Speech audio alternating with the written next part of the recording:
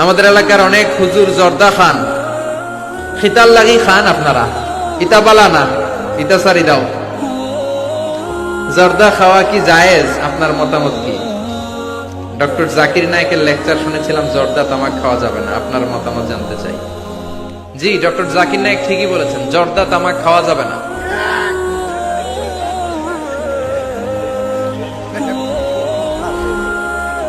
জর্দা তামাক খাওয়া যাবে না, কারণ সিগারেট খাওয়া হারাম, তাই না? যদিও অনেকে হারাম বলতে চায় না, মাকরুহে তাহরিমি বলে। মাকরুহে তাহরিমি বললে তো একই কথা, করিবুন ইলাল হারাম, হারামের কাছাকাছি। তো সিগারেটে যেটা পুড়ে পুড়ে খায়, আগুন দিয়ে পুড়ায় খায়, জর্দার মধ্যে ওটা আস্তা আস্তা চাবায় খায়। কথা বলেন। তো সিগারেট যদি হারাম হয়, জর্দা তো আরো আগে হারাম। এই জর্দা, সিগারেট এগুলোর সাথে মুসলমানের সম্পর্ক নাই। এই সিগারেটের যে ধোঁয়া, এটা জাহান্নামের আলামত। ধোঁয়া পাওয়া যাবে কই? কথা কয় না। জাহান্নামে থাকবে আগুন। সিগারেট খেতে কি লাগে? আগুন খায়, আগুন পেটের ভিতরে ঢুকে, আসে না নাই? পৃথিবীতে সিগারেটটা এমন একটা খাবার, এই একটা খাবারে শুধু টয়লেটে বসে খাওয়া যায়। কথা খুব কা, তাই না? সিগারেট ছাড়া কোনো জিনিস কেউ কোনোদিন টয়লেটে বসে খায় খায় না, শুধু সিগারেটই খায়। আবার সিগারেট হয় টোবাকো প্ল্যান্টস থেকে, মানে তামাক পাতা থেকে। তামাক গাছ আসেনি এখানে?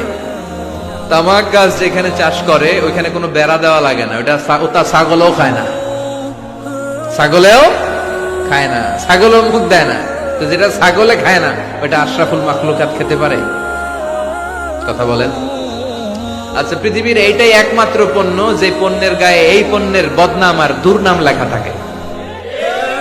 এটার গায়ে লেখা থাকে স্মোকিং কজেস ক্যান্সার, ধূমপান কর্কট রোগের কারণ, ধূমপান করলে ক্যান্সার রোগ হয়। আছে না নাই? আচ্ছা, কোন চকলেটের গায়ে যদি লেখা থাকে এই চকলেট খাওয়া মাত্রই ডায়রিয়া হয়, খাইবেন? তবু তোরটা তুই খা, তোর ডায়রিয়া হোক। কথা বলেন। কেউ খাবো না, কারণ এইটার বদনাম লেখা এটার গায়ে, খামু কেন? কিন্তু সিগারেটের মধ্যে বদনাম লেখা থাকা সত্ত্বেও মানুষ ধোয়া করে খায়, আর জর্দার মধ্যে এটা আস্তা খায়। এই জন্য সিগারেটও খাওয়া যাবে না, জর্দাও খাওয়া যাবে। কোন আলিম যদি খান, এটা ঠিক না। ওই ভাইকে বলবো আপনি ছেড়ে দেন, আস্তে আস্তে অভ্যাস করেন, পারবেন। একবারে ছাড়া যায় না। কথা বলেন। অনেক দিনের অভ্যাস। যে বেটা প্রতিদিন 10টা গুড়লিপ খায়, কয়টা? কালকে যদি ছাড়তেই হবে, ওকে আমার মাইরা ফেলাম, আমি মরে যাব, তারপরে ছাড়তে পারবো না। ওরে খাইতে দিতে হবে। কি দিতে হবে?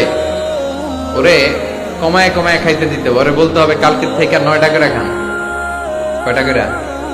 যে 10টা খায়, ওর 9টা খেলে চলবে না? চলবে। পরের সপ্তাহে 8টা করে খান, এরপরের সপ্তাহে 7টা। ওরে খাইতে দিতে হবে কয়েক মাস, তারপরে 5টা, এরপরে 2টা। যেই সপ্তাহে ও 2টা করে খায় অভ্যস্ত, এরপরের সপ্তাহে একটাও খাইতে পারবে, ঠিক কিনা? যেই সপ্তাহে ও 1টা করে খাইলেও চলে, এরপরের সপ্তাহে না খাইলেও চলে। কথা বলেন। এই যে মদ হারাম হয়েছে গ্রাজুয়ালি, প্রথমে বলছে এটার মধ্যে কিছু উপকার আছে, ক্ষতি আছে, তবে উপকার আছে ক্ষতি বেশি। ইসমুহুমা আকবারু মিন নাফাইহিমা। সাহাবারা কয় তাহলে তো কমায় দিতে হবে। সাহাবারও মদ খাইতো, ওমরে ফারুক মদ খেতেন, মদ খাওয়ার রাজা ছিলেন উনি। এরপরে সাইয়েদনা আলী রাদিয়াল্লাহু তাআলা আনহু মদ খেতেন, সব সাহাবারা মদ খেতেন, কারণ তখন এটা জায়েজ ছিল, নিষেধাজ্ঞা আসে নাই। যখন বলা হলো ক্ষতি আছে বেশি, খাওয়া কমাই দিলেন। এরপর একটা সাইয়েদনা আলী রাদিয়াল্লাহু তাআলা আনহু মদ খেয়ে নামাজে দাঁড়াইছে, আর এরকম মাতলামি করতেছে, আর পড়তেছে আ'বুদু মা তা'বুদুন। লা আ'বুদু মা তা'বুদুনের জায়গায় মাতলামের ছোট কি পড়ে? আ'বুদু মা তা'বুদুন। লা আ'বুদু মা তা'বুদুনের অর্থ হলো, কাফিরেরা তোমরা যে মূর্তির পূজা করো আমরা ওটার পূজা করি না। উনি লা বাদ দিলে অর্থ হয়ে গেছে তোমরা যেটার পূজা করো আমরা ওইটারই করি। ভেজাল আছে না নাই? এখন নামাজের পরে সবাই যে ধরছে বিষ্ণুবীরে, দেখেন আপনার জামাই কি করছে। তখন আয়াত নাজিল হলো, লা তাকরাবুস সালাতা ওয়া আনতুম সুকারা।